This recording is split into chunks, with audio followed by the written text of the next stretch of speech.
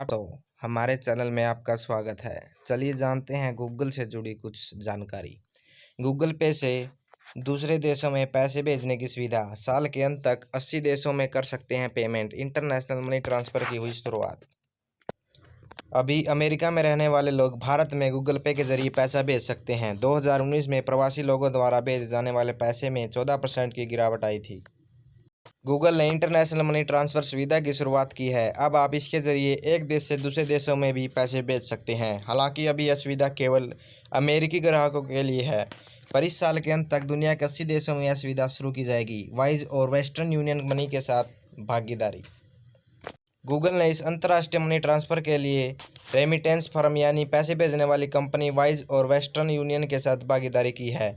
इसके ज़रिए वह आपके पैसों को दूसरे देशों में भेजेगा। गूगल ने कहा कि अमेरिका में गूगल पे के ग्राहक अब गूगल पे ऐप के ज़रिए भारत और सिंगापुर में भेज सकते हैं।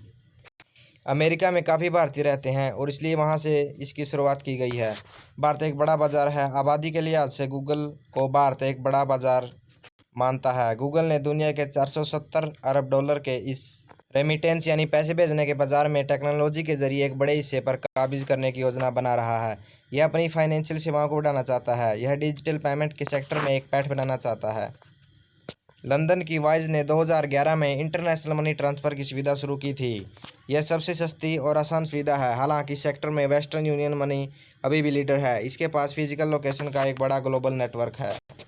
बड़े बाजार की तलाश में गूगल पे के साथ इन दोनों की भागीदारी से एक बड़ा बाजार मिलेगा। गूगल पे के 40 देशों में 15 करोड़ ग्राहक हैं। कोरोना के कारण पूरी दुनिया में इस समय ऑनलाइन पेमेंट पर फोकस है। ग्राहक भी इसी सुविधा का उपयोग कर रहे हैं। विश्व बैंक के मुताबिक हालांकि 2019 में प्रवासी लोगों द्वारा भेजे जाने वाले पैसों में 14% की गिरावट दर्ज की गई थी। ऐसा इसलिए क्योंकि आर्थिक स्थितियां कमज़ोर थी और जिन देशों में प्रवासी लोग रहते हैं वहां उनके रोजगार में कमी आई थी। ज़्यादा देशों में पहुंचने की योजना। कोविड-19 के बाद भी लोग एक जगह से दूसरी जगह पर जा रहे हैं। गूगल के प्रोडक्ट मैनेजमेंट के डायरेक्टर जोश वुडवर्ड ने कहा कि हमारा लक्ष्य इस साल के लिए उन देशों तक पहुंचना है जहां तक वेस्टर्न यूनियन और वाइज का नेटवर्क है और जहां तक वे हमें सपोर्ट कर सकते हैं। गूगल की इस नई रणनीति के ने अन्य टेक कंपनियों को भी इस सेक्टर में उतरने के लिए एक आइडिया दे दिया है। यह एक तरह से सभी ग्राहकों के लिए वित्तीय ज़रूरतों का वन स्टॉप शॉप है।